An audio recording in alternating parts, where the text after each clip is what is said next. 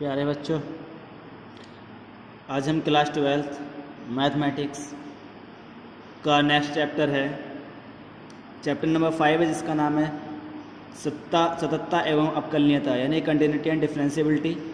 Exercise 5.1 का पहला question है, सिद्ध कीजिए कि फलन f(x) = 5x - 3, x = 0, x = -3 तथा x = 5 पर सतत है, यानी कंटिन्यूस शो करना है हमें इसको। तो ये हमारे पास एक प्रॉपर्टी होती है, प्रॉपर्टी में है कि फलन यानी कि f(x) x = a पर सतत होगा। कब होगा? यदि limit x tends to a f(x) = fa। तो हम अगर इसमें यहाँ पर जैसे 0 पे शो करेंगे तो यहाँ x टेंड्स टू a और f(x) = f(0) अगर हम इक्वल कर देते हैं तो ये हमारा हम कह सकते हैं कि x = 0 पर सतत होगा या कंटिन्यूस होगा। तो हम इसका सॉल्यूशन करते हैं। पहले हम फंक्शन लिख लेते हैं, f(x) = 5x - 3, ये फंक्शन दिया हुआ है। इसके बाद हमें करना है x = 0 पर, तो x = 0 पर करने के लिए लिख लिया हमने x = 0 पर। तो यहाँ हम सबसे पहले डायरेक्ट लिमिट लगाएंगे कि limit x tends to 0 f(x) = limit x tends to 0।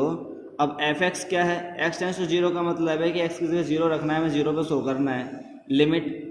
और ये f(x) का रखना है हमें फंक्शन, जो हमारा 5x - 3 है। तो नेक्स्ट लाइन में हमने ये लिख दिया यहाँ पे 5x - 3।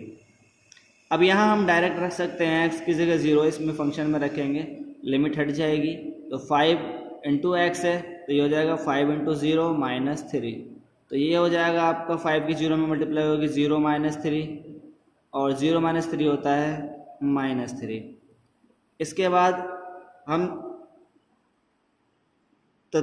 इसमें निकाल सकते हैं f(0). जब हमारा f(x) = दिस है तो f(0) = कितना हो जाएगा? अब x की जगह हमने 0 पुट करना है, तो 5x - 3 में हम x की जगह 0 लगा देंगे। तो 5 × 0 - 3 कितना हो जाएगा? 0 - 3, और कितना आया? -3।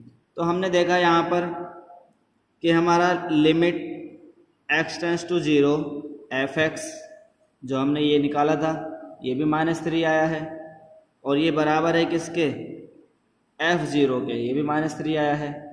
तो ये जब दोनों इक्वल हो गए तो हमारी ऊपर वाली प्रॉपर्टी इसमें फिट हो जाती है, जो हमने लिखी थी कि फलन f(x) x = a पर सतत होगा या कंटिन्यूस होगा यदि limit x tends to a f(x) = fa। तो यहाँ पर हमने ये दिखा दिया है, limit x tends to 0 f(x) = है f(0) के। तो जब ये दोनों इक्वल हैं तो हम यहाँ कह सकते हैं कि अतः f(x) यानी कि जो फंक्शन है वो x = 0 पर सतत है या कंटिन्यूस है। ये आपका ये हो जाएगा।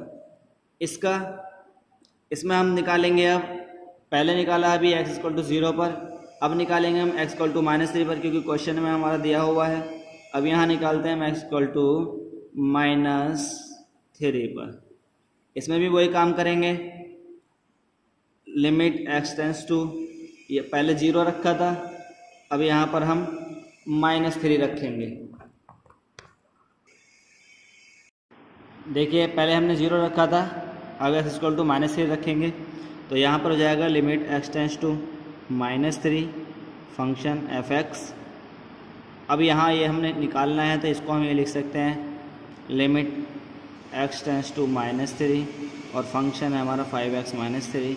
यहाँ से हम वही काम करेंगे। अब x की जगह हम -3 रखेंगे, तो 5 × -3 और -3, ये हो जाएगा 15, 5 दिया 15 माइनस के, और -3 कितना हो जाएगा? -18। इसी तरह से हम तथा ये काम करेंगे। अब f -3 रखेंगे, यहाँ पर हमारा f(x) = हमारा कितना है? 5x - 3। तो हम यहाँ पर x की जगह रख रहे हैं -3, तो रखेंगे 5x में रखेंगे -3 और -3, तो ये हो जाएगा आपका -15, 5 दिया 15 और -3 कितना हो गया? -18। यहाँ पर भी क्या हुआ, हमने चेक करा कि limit x tends to -3 f(x) equal है f-3 के। ये प्रॉपर्टी भी हमारी फॉलो करता है, तो इसलिए हम कह सकते हैं कि होता है f(x) यानी कि फंक्शन x=-3 पर सतत है। नेक्स्ट हमारा दिया हुआ है x=5। हमने 0 पे निकाला, -3 पे निकाला, अब हम 5 पे निकालेंगे। तो अब हम x=5 पे कंटिन्यूटी चेक करेंगे, तो लिखेंगे यहाँ पर भी हम x=5, x=5 पर चेक करेंगे लिमिट x→5 f(x), ये निकालना है हमें।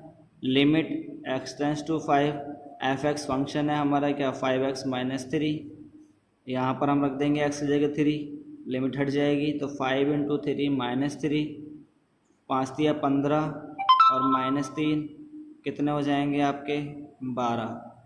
इसी तरह हम चेक करेंगे यहाँ पर तथा f5 चेक करेंगे।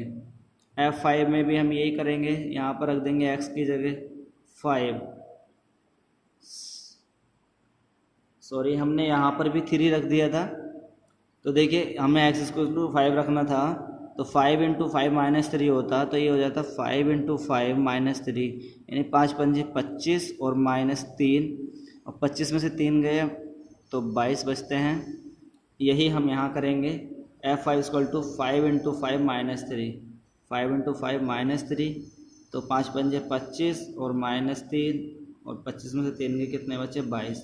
तो यहाँ पर भी हम लिमिट x→5 f(x) इक्वल है f5 के। ये प्रॉपर्टी हमारी फॉलो करता है, इसलिए हम यहाँ लिख देंगे अतः फंक्शन x=5 पर सतत है, या हम इंग्लिश में इसको ये लिख सकते हैं thus function is continuous at x=5। आशा करता हूँ आप सबको पसंद आया होगा, समझ में आ गया होगा। समझ में नहीं आया हो तो आप हमें फ़ोन के माध्यम से, कमेंट के माध्यम से पूछ सकते हैं। धन्यवाद।